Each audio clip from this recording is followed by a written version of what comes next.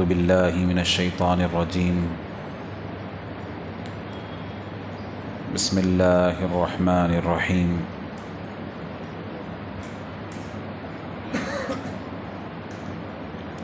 ويل لكل همزة لمزة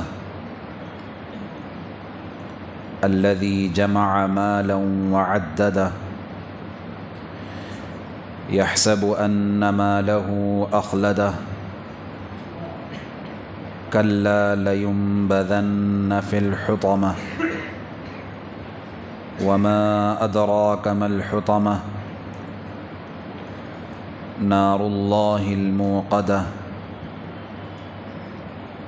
التي تطلع على الأفئدة إنها عليهم مؤصدة في عمد ممددة صدق اللہ العظیم سبحان ربک رب العزة عما یصفون وسلام علی المرسلین والحمد للہ رب العالمین اللہم صل علی سیدنا محمد وعلی آل سیدنا محمد وبارک وسلم اللہم صل علی سیدنا محمد وعلی آل سیدنا محمد وبارک وسلم اللہم صل علی سیدنا محمد وعلی آل سیدنا محمد وبارک وسلم۔ معزز سامعین کرام، واجب الاحترام بزرگوں، دوستوں اور میرے عزیز دینی بھائیوں، الحمدللہ اب تک ہم نے آخر کی 10 صورتوں کی تفسیر ہم نے سنی۔ سورۃ الفاتحہ سے یہ سلسلہ شروع ہوا، پھر اس کے بعد سورۃ الناس سے سورۃ الفیل تک ان مختصر سی چھوٹی چھوٹی صورتوں کی تفسیر ہم نے سنی ہے، پڑھی ہے۔ دعا فرمائیں اللہ تبارک و تعالی ہم سب کو یاد رکھ کر عمل کرنے کی توفیق عطا فرمائیں۔ آج انشاءاللہ سورۃ الہمزہ کی تفسیر ہوگی۔ سورۃ الہمزہ یہ مکی صورت ہے،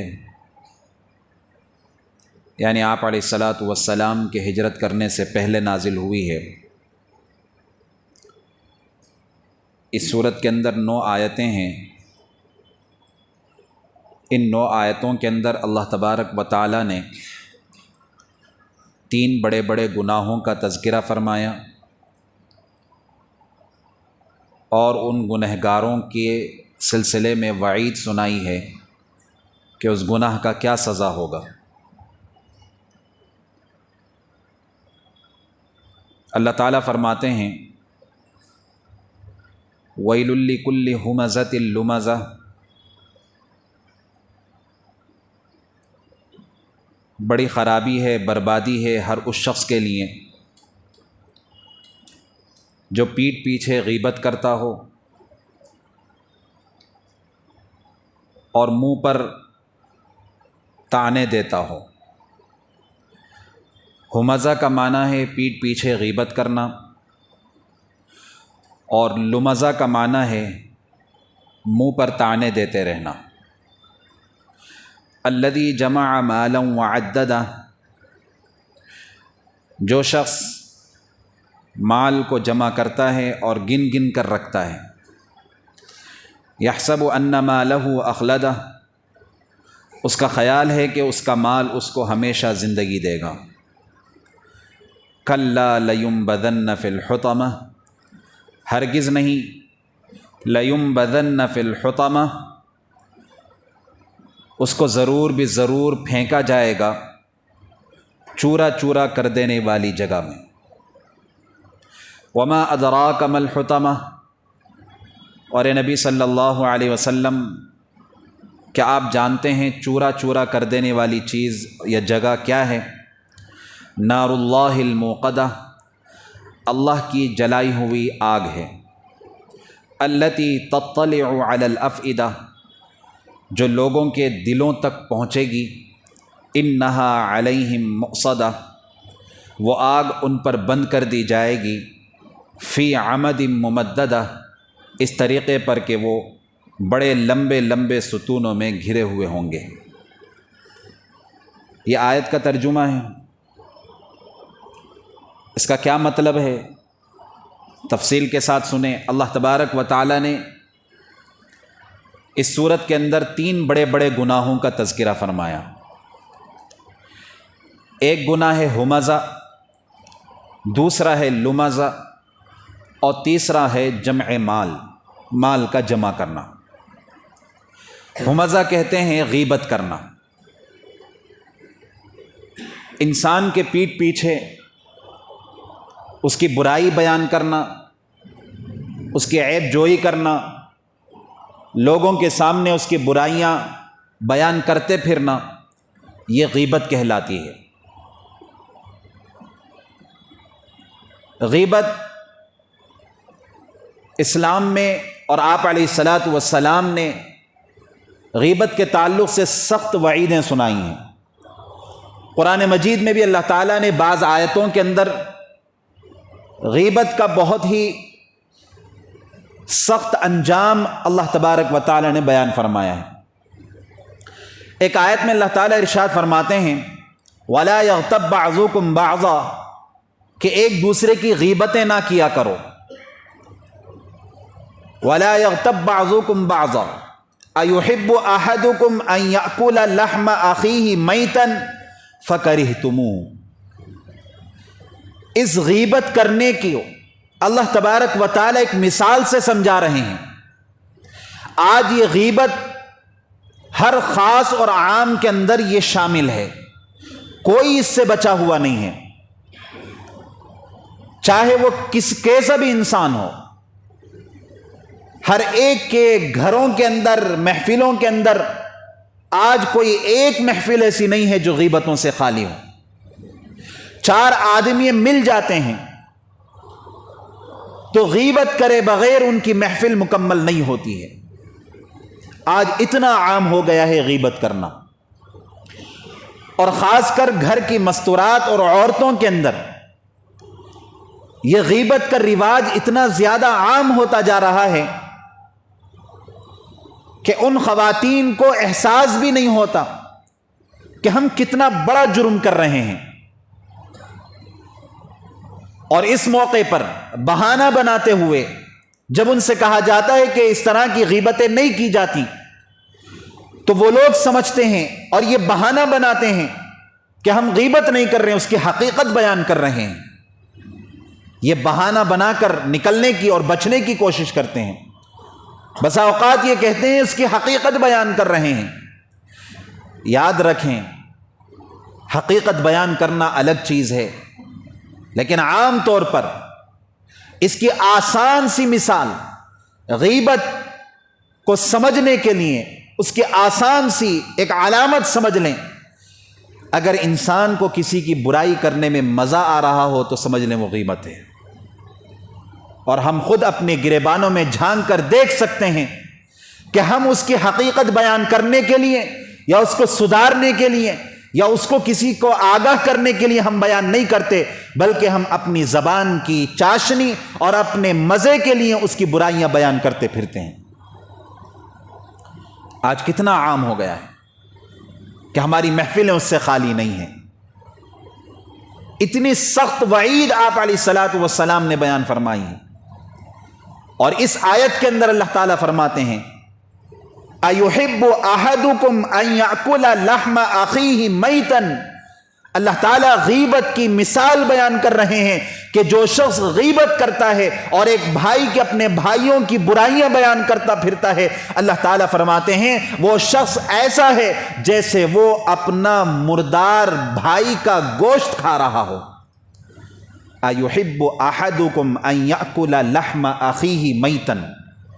ایک تو اپنا بھائی ہے، سگا بھائی،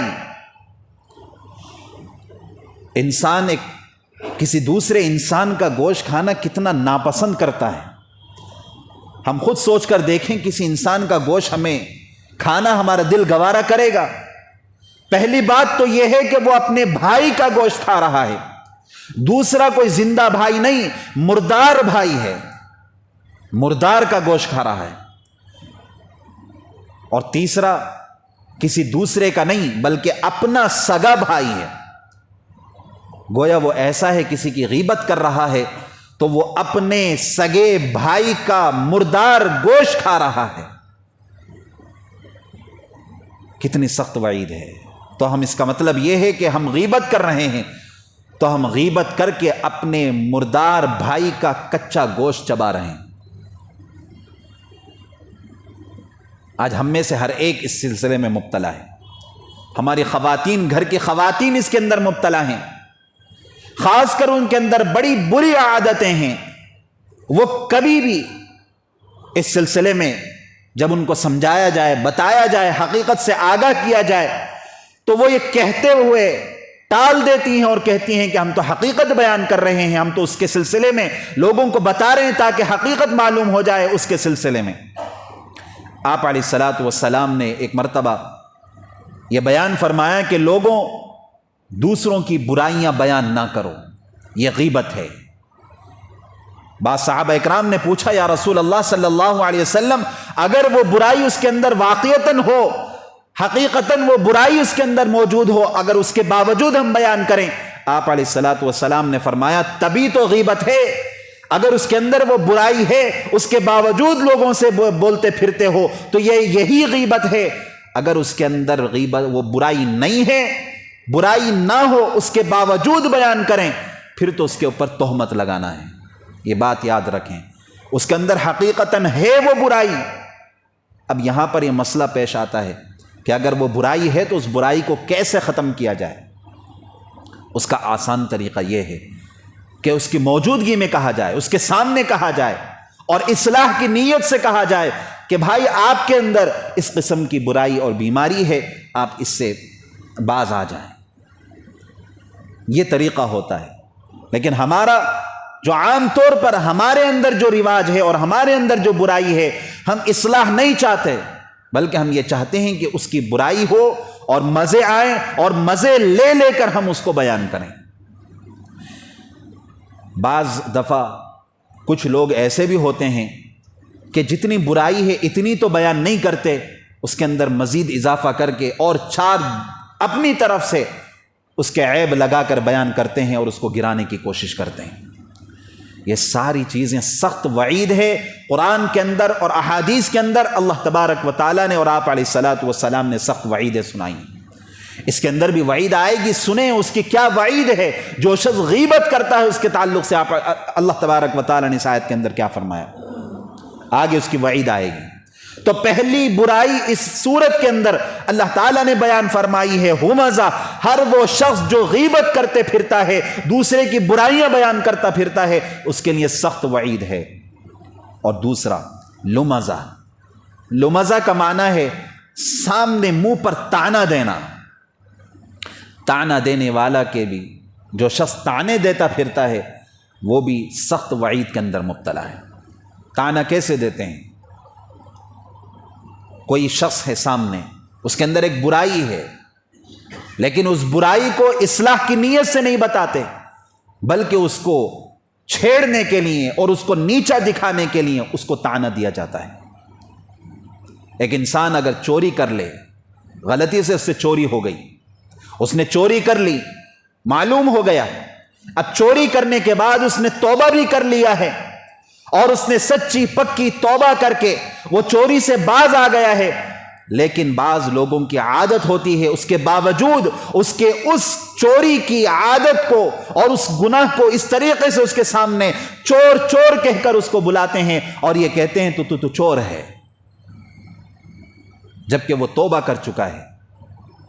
ایک شخص اگر شرابی ہے اور پکڑا گیا شراب پیتا ہوا، اس کی عادت تھی لیکن وہ توبہ کر کے وہ باز آ گیا ہے، لیکن پھر بھی طعنہ دینا اور اس کو یہ شرابی کہہ کر اس کو نیچا دکھانا. اگر کسی کے اندر برائی ہو تو برائی کو اس طریقے سے طعنہ دیتے ہوئے کہنا یہ واقعتاً بہت بڑا ظلم ہے. خاص کر گھر کی خواتین میں جو یہ طعنہ دینے کی جو بیماری ہے عام طور پر ساس کے اندر ہم دیکھتے ہیں. جو ساس ہوتی ہے، جو لوگ اس دور سے گزر چکے ہیں وہ لوگ اچھی طریقے سے سمجھتے ہیں کہ ساس کی کیسی عادت ہوتی ہے طعنے دینے کی. ہر ایک کی بات نہیں کر رہا، لیکن عام طور پر ساسوں کے اندر یہ بیماری ہوتی ہے.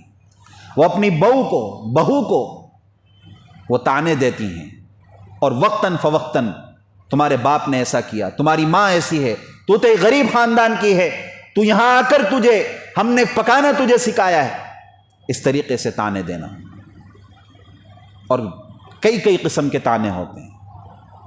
تو ہر ایک طعنہ وہ ہے جو اس کے سامنے اس کی برائی اس طریقے سے بیان کریں تاکہ وہ شخص اس کے اندر تکلیف ہو اور اس کی برائی سامنے آ جائے، جس کی وجہ سے اسے خود ذلت محسوس ہو. یہ طعنہ دینا ہے. قرآن مجید کے اندر اس صورت کے اندر یہ دو بیماریاں، ایک غیبت کرنا اور دوسرا طعنہ دینا، ان دونوں بیماریوں سے بچنا ہے. اس کے بعد اللہ تعالیٰ نے فرمایا الذی جمع مالا وعددہ. یہ تیسری بیماری ہے، جو شخص مال کو جمع کرتا پھرتا ہے اور جمع کرنے کے بعد اس کو گنتا رہتا ہے. لیکن یہاں پر یہ بات یاد رکھیں، یہ نیت کے اوپر ہے. مال کا جمع کرنا بذات خود یہ کوئی بری چیز نہیں ہے. انسان سیونگ کرے، مال جمع ضرور رکھے، لیکن یہاں پر اس آیت کے اندر وہ لوگ مراد ہیں جو مال کو اس نیت کے ساتھ جمع کرتے ہیں کہ وہ لوگ اس مال کا حق بھی ادا نہیں کرتے. اس کے اوپر زکوٰۃ واجب ہو چکی ہوتی ہے لیکن زکوٰۃ ادا نہیں کرتے، کبھی صدقہ نہیں کرتے، کبھی خیرات نہیں کرتے، غریبوں کو جو حق دینے کا ہوتا ہے وہ حق ادا نہیں کرتے. مال کے حقوق ادا کرے بغیر وہ مال کو جمع کرتے ہیں اور اس کو وقتاً فوقتاً گنتے رہتے ہیں، اور گنتے اس نیت کے ساتھ ہیں. اللہ تعالیٰ آگے بیان فرماتے ہیں یحسب ان مالہ اخلدہ، وہ مال کو جمع بھی کر رہا ہے اور گن گن کر رکھ رہا ہے اس نیت کے ساتھ کہ یہ مال مجھے ہمیشہ ہمیشہ کے لیے رکھے گا، یہ مال کبھی بھی مجھے ختم نہیں کرے گا. مجھے زندگی دینے والی چیز یہ مال ہے. جس چیز کے اندر، جس انسان کے اندر یہ نیت ہو کہ یہ مال میں جمع اس لیے کر رہا ہوں تاکہ یہ مال میرے پاس ہمیشہ رہے، یا مال یہ مجھے ہمیشہ رکھے گا، اس نیت کے ساتھ اگر کوئی مال کو جمع رکھتا ہے اور گن گن کر رکھتا ہے، اس کا حق ادا نہیں کرتا، اس شخص کے لیے آگے وعید نازل ہوئی ہے. تو مال کے حقوق کو ادا کرنا ہے. بذات خود مال جمع کرنے میں کوئی عیب نہیں ہے. مثال کے طور پر انسان کما رہا ہے اور کچھ پیسہ بچ جاتا ہے اور بچانا چاہیے. آج ہماری عادتیں یہ ہو چکی ہیں کہ ہمارے پاس جو پیسہ آتا ہے وہ اتنی آزادی کے ساتھ ہم لٹاتے ہیں، ہم سیونگ کی فکر نہیں کرتے. یاد رکھیں شریعت کے اندر ہرگز یہ چیز کی اجازت نہیں ہے کہ ہم فضول خرچی کر کے اور پیسہ اڑاتے رہیں. بچانے کی اور سیونگ کرنے کی، جمع کرنے کی ہم نہ سوچیں، ایسی ہرگز اجازت نہیں ہے. سوچیں، جمع کرنے کی سوچیں، لیکن ساتھ میں اس مال کا حق ضرور ادا کریں. اگر زکوٰۃ اس کے اوپر فرض ہوتی ہے تو زکوٰۃ ادا کریں. اگر زکوٰۃ فرض نہیں ہوتی ہے تو جو پیسہ اس سے بچ جاتا ہے اس میں سے کم 1%، 2% اس کو غریبوں کو دے کر اس مال کا حق ادا کریں. جو شخص مال کے حقوق ادا کرنے کے بعد مال کو جمع کرتا ہے وہ عیب کے اندر نہیں ہے، وہ اس وعید کے اندر نہیں ہے، بلکہ اس وعید کے اندر وہ شخص داخل ہے جو مال کو جمع اس نیت کے ساتھ کرتا ہے کہ یہ مال مجھے ہمیشہ باقی رہے گا، یا اس مال کے ذریعے سے یا یہ مال مجھے ہمیشہ رکھے گا، یا اس نیت کے ساتھ رکھ رہا ہے کہ میں اس کے زکوٰۃ بھی ادا نہ کروں، اس کے حقوق بھی ادا نہ کروں. حقوق ادا کرے بغیر مال کو جمع کرتا ہے اور وقتاً فوقتاً گنتا رہتا ہے کہیں مال کم تو نہیں ہو گیا. تو دوسری طرف یہ ایک کنجوس کی علامت، ایک بخیل کی علامت ہے. بخیل کی علامت یہ ہے کہ وہ مال کو اس نیت کے ساتھ جمع کرتا ہے کہ میرا مال میں سے 1 روپیہ بھی کم نہ ہو.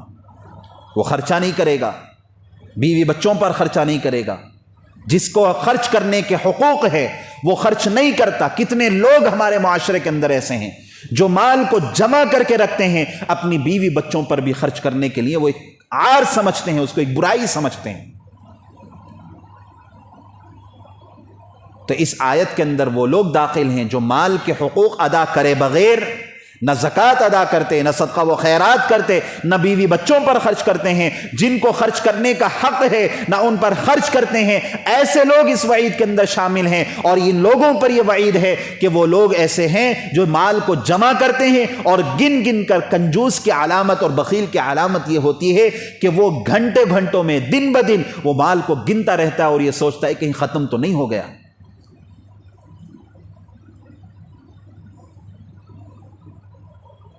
تو یہ سخت وعیدیں ہیں، 3 گناہ ہیں، 3 بیماریاں ہیں اور 3 عیب ہیں۔ پہلا گناہ غیبت ہے، دوسرا گناہ ہے طعنہ دینے والا، اور تیسرا ایسا شخص جو مال کو جمع کرتا ہے اور گن گن کر رکھتا ہے۔ یحسب ان مالہ اخلدہ، وہ خیال کرتا ہے کہ اس کا مال اس کو ہمیشہ زندہ رکھے گا۔ کلا، ہرگز نہیں، مال کے اندر یہ طاقت نہیں ہے۔ لَيُنبَذَنَّ فِي الْحُطَمَةِ، جو شخص ان 3 بیماریوں کے اندر مبتلا ہوگا، جس شخص کی زندگی کے اندر یہ 3 گناہ ہوں گے، اللہ تعالیٰ فرماتے ہیں لَيُنبَذَنَّ فِي الْحُطَمَةِ، اس کو حطمہ میں ضرور بھی ضرور پھینکا جائے گا۔ حطمہ کیا چیز ہے؟ آپ علیہ الصلاۃ والسلام کو مخاطب کر کے اللہ تعالیٰ فرماتے ہیں وَمَا أَدْرَاكَ مَا الْحُطَمَةُ، اے میرے محبوب صلی اللہ علیہ وسلم، کیا آپ جانتے ہیں حطمہ کیا چیز ہے؟ پھر اللہ تعالیٰ حطمہ کی خود تفصیل بیان کر رہے ہیں۔ نار اللہ الموقدہ، یہ ایسی آگ ہے جس کو اللہ تعالیٰ نے ایک مخصوص صفات کے ساتھ اللہ تعالیٰ نے اس کو جلایا ہے، اس کو دہکایا ہے، اس کو سلگایا ہے۔ اللہ کی سلگائی ہوئی آگ ہے۔ التی تطلع علی الافئدہ، اس کی ایک صفت یہ ہے کہ جب وہ انسان کو لگے گی تو وہ آگ سیدھے دل کو جلائے گی، دل تک اس کی تپش پہنچے گی، اس کی جلن دل کو پہنچے گی۔ دنیا کی آگ کی جو صفت ہوتی ہے، جب انسان دنیا کی کسی آگ میں جل جاتا ہے تو انسان جب جلتا ہے تو وہ آگ کی جلن دل تک پہنچنے سے پہلے وہ انسان مر جاتا ہے۔ یہ سائنسدانوں کی تحقیق ہے کہ انسان دل کی جلن کو محسوس نہیں کرتا۔ وہ جب انسان دنیا کی آگ میں جلتا ہے تو جل کر انسان اس سے پہلے ہی موت اس کو آ جاتی ہے، اس سے پہلے مر جاتا ہے کہ وہ دل تک اس کی جلن محسوس نہیں ہوتی، وہ جلن نہیں پہنچتی۔ لیکن جہنم کی آگ یہ خاص ان 3 لوگوں کے لیے جن کے اندر یہ بیماری ہوگی، ان کے لیے اللہ تعالیٰ نے ایسی آگ سلگائی ہے، ایسی آگ جلائی ہے۔ اس کی ایک صفت یہ ہوگی کہ جب اس شخص کو ڈالا جائے گا تو وہ آگ سیدھا ڈالتے ہی اس کے دل میں اس کی جلن محسوس ہوگی۔ انسان کے جسم کو اگر جلایا جائے تو سوچ کر دیکھیں کتنی تکلیف ہوتی ہوگی۔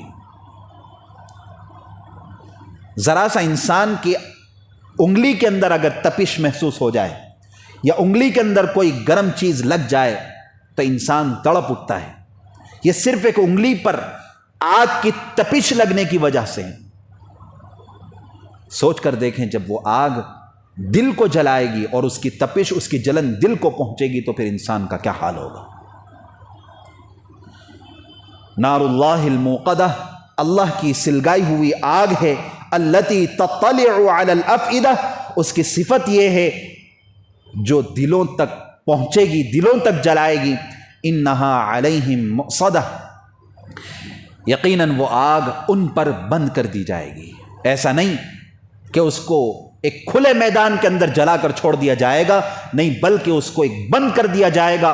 ایسا بند اس کا کمرہ ہوگا، اس جہنم کا جو آگ جس مقام پر اس کو ڈالا جائے گا، ایک بند کمرہ ہوگا، وہاں پر اس کو ڈالا جائے گا۔ انہا علیہم مؤصدہ، اس آگ کو اس پر بند کر دیا جائے گا۔ اوپر سے بھی آگ، دائیں سے بھی آگ، بائیں سے بھی آگ، اس کی زمین بھی آگ ہوگی، اس کی چھت بھی آگ ہوگی، اس کی دیواریں آگ ہوگی، اس کا اوڑھنا بچھونا آگ ہوگا۔ فی عمد ممددہ، اور اس طرح سے ہوگا کہ وہ بڑے لمبے لمبے ستونوں کے اندر محصور ہوگا۔ یعنی اس مقام کے جو ستون ہوں گے، جو پلر ہوں گے، وہ ستون بھی آگ کے بنے ہوئے ہوں گے۔ سوچ کر دیکھیں کیسا دردناک مقام ہوگا کہ ہر طرف سے آگ، اور جس صفت کی آگ یہاں اس آیت کے اندر بیان کی گئی ہے، ایسا نہیں کہ چھت کی آگ کی صفت الگ ہوگی، زمین کی آگ کی صفت الگ ہوگی، یا ستونوں کی آگ کی صفت الگ ہوگی۔ ہر پوری زمین، اوپر کی چھت، زمین اور دیواریں اور اوڑھنا بچھونا اور ہر چیز اس کی بالکل اسی صفت کے ساتھ وہ آگ ہوگی۔ تو سوچ کر دیکھیں انسان کا کیا حال ہوگا۔ یہ عذاب اس شخص کو دیا جائے گا جو غیبت کر رہا ہوگا، جس کی زندگیوں کے اندر غیبت ہے، جو طعنہ دینے والے لوگ ہوں گے، اور اسی طریقے سے جو مال کو غلط طریقے سے اور غلط نیت کے ساتھ جمع کر کے رکھتے ہوں گے اور گن گن کر رکھتے ہوں گے، اور وہ لوگ یہ سوچتے ہوں گے کہ یہ مال ہمیں ہمیشہ ہمیشہ رکھنے والا ہے۔ یہ وعید ہے، احادیث کے اندر بھی سخت وعیدیں آئی ہیں۔ آپ علیہ الصلاۃ والسلام نے سلسلے میں سخت وعیدیں سنائی ہیں۔ دعا فرمائیں اللہ تبارک و تعالی ہم سب کو ان برائیوں سے اللہ تعالی ہم سب کو محفوظ فرمائے۔ اللہ تعالی جہنم کے عذاب سے ہر طریقے سے اللہ تعالی ہماری حفاظت فرمائے، اور نیک اعمال کرنے کے اللہ تعالی ہم سب کو توفیق عطا فرمائے۔ وآخر دعوانا الحمدللہ رب العالمین۔